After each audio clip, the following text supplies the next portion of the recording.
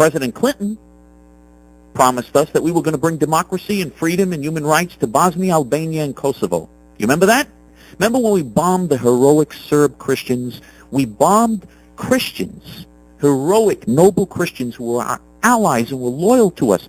You know that Serbs gave their lives during World War I and World War II to save American lives. You know that 500 American pilots who were shot down by German anti-aircraft fire in World War II were saved by Serb freedom fighters? Do you have any idea what sacrifice this noble people made? These were brave, noble people who went into the mountains and fought the Germans and loyally helped the United States. These are people who were loyal to us against the Soviets too. They were always our allies and our friends, these Serb Christians, and they saved the Jews during, those Jews who were smart enough to fight with them, which is not most. Most Jews were idiots and went to the, followed German orders and went to the death camps. They did. The Serbs said, come and fight with us in the mountains. And those Serb Jews and Yugoslav Jews who did that survived. But most of the Jews, no, it's not practical. You can't do that. No, what, you're going to fight the German army? You're going to fight the German army? What, are you kidding? Be practical. I wouldn't bet on that stock. Be practical. Those Yugoslav Jews who went to the death, who followed German orders and didn't listen to the Serbs were killed, and those who went into the mountains, the Serbs treated them like their brothers. The Serbs never said, oh, you're a Jew, you're going to be treated differently. Never. The Jews were treated equally, and the Serbs, they are such a decent people. No Serb, through all these wars and all this time, no Serb touched so much as a fingernail on a Jew. These were wonderful people, and they saved thousands of Jewish lives. And their enemies are the ones who murdered 90,000 Yugoslav Jews. So the Serb Christians, wonderful people, heroic people, they were portrayed as the big evil war criminals and the Nazis, and they're terrible by all the Jews. They were the ones who were portrayed as terrible people. You talk about Orwellian turning the world upside down. How evil. This is the most noble anti-Nazi people in history. The real Nazis, the Muslim Nazis that they were fighting against, who, by the way, supported Hitler in World War II, who used to take Jewish babies and put hooks through their necks. They put hooks through the necks of little Jewish babies in the presence of their mothers. The Albanian SS and the Bosnian SS and their Croatian allies.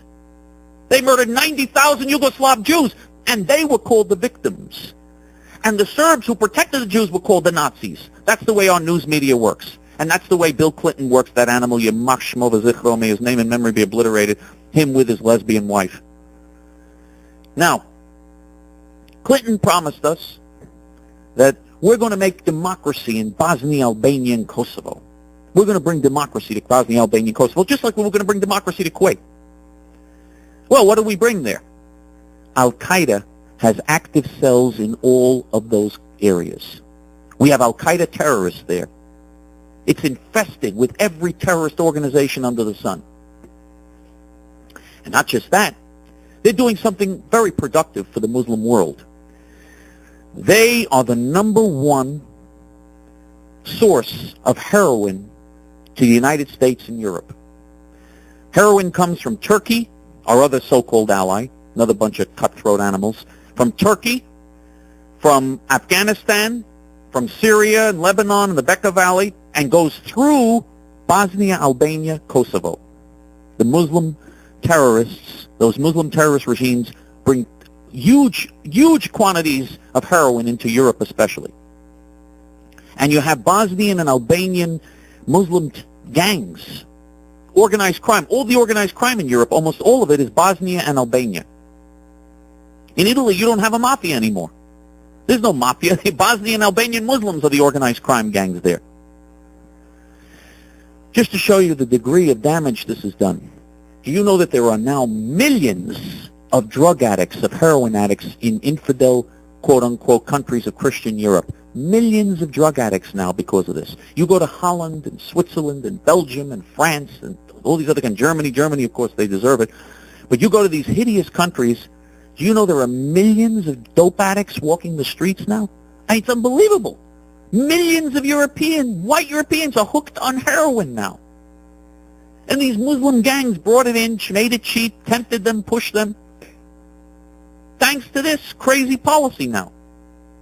And of course, they're happy to do it because for two reasons. Number one, most of the income that supports the local parasitic, do-nothing, lazy bum populations, Muslim populations of Bosnia and Albania, most of their income comes from selling heroin, from the heroin gangs that are selling heroin to infidels in Europe.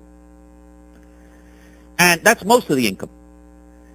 And the rest of the income, the minority of the income that doesn't come from that, comes from U.S. and European foreign aid. You know, psychiatrists, real psychiatrists, could never treat patients that come up with a scenario like this. This is so sick, it's beyond words.